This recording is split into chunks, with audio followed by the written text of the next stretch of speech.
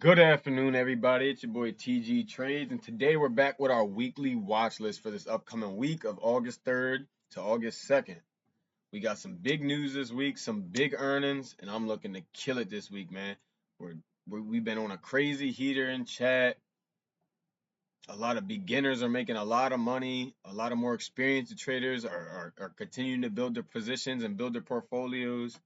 And the type of market we're in, it is a little scary, but if you stick to the basics and the fundamentals of stock trading and investing, you will make it out. Buying big names on dips, selling your winners, leaving some to run, risk management. These are all things that will make you a better trader in the long run. So to make it short, let's get into this watch list. I got about 5-6 names I'm gonna go over quick that I'm looking for, and we're gonna get into it. So first, we're gonna start with SPY, the SP 500 ETF. This week we recently broke out of this trend. As you guys can see, we're finally breaking back out after a massive dip. So what I'll be looking forward is if strength continues above this previous week high, this 649, I want to see us make way back to 652 to 755. And then above that, we should make easy room back to all-time highs, back to 760. Now let's look at QQQ, the tech ETF. Taking a minute to load.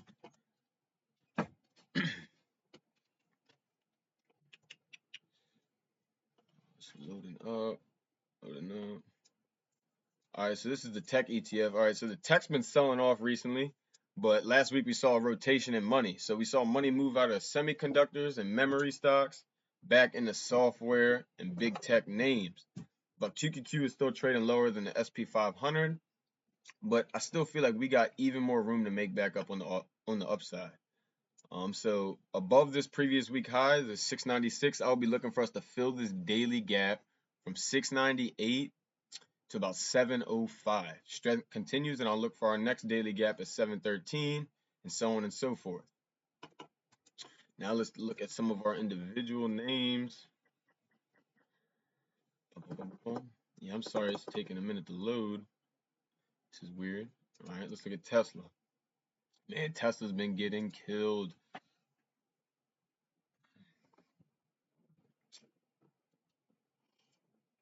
All right, so looking at Tesla, let me turn these after hours off. All right, so looking at Tesla, been getting sold like crazy. Weird earnings, some investor concerns, but I'm still long on the company, still adding to my shares, and I still will continue to day trade this name. So we finally bounced around this 300 zone again. I will be looking for a short-term 317 break back in the 322 to 325, 327. And if strength continues, we have this massive upside gap. It's about a $30 gap, 342 to 372. So that's what I'll be looking for if strength continues. To the downside, if we break this 298, 297, it could get ugly. I'll be looking for a day trade down to 293 and then 288. Let's take a look at, oh yeah, I like Meta too. I like Meta a lot. Some concerns after their earnings. They're still a top company name, but they went from billions in cash to negative cash. They're heavily investing into AI, infrastructure, and the big thing with investors they're concerned about is how are they going to turn this debt into a profit? The reason I'm not mad or I'm not scary and I'm going to continue to load the bags is because they're a top name. And if you look back in time, when AI started becoming a thing online, internet, social media, they were still putting out a lot of money. And what happened?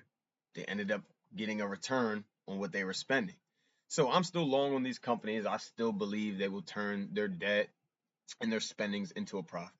They will. The company like Meta is not going bankrupt. So we made a big bounce off this 520 demand on the 4-hour. As you can see, we bounced off this in March. My dog, man. So what I'll be watching, we're in an upside gap now. So what I'll be watching is for us to have continuation in this gap, fill back to 582. If we can hold this 582 level, next I will look for is back to the 600. So that is what I'm looking at for Meta. If we break this 520, it could get ugly as well, but look at how much buyers stepped in, a lot of volume at that 520 area. So I'm not concerned yet. My thesis is still the same. Let's look at Amazon. Amazon had a great earnings call, made a massive move. Look at this move. Woo. So if strength continues, I believe above this 274, we should easily go back to all-time highs, 278.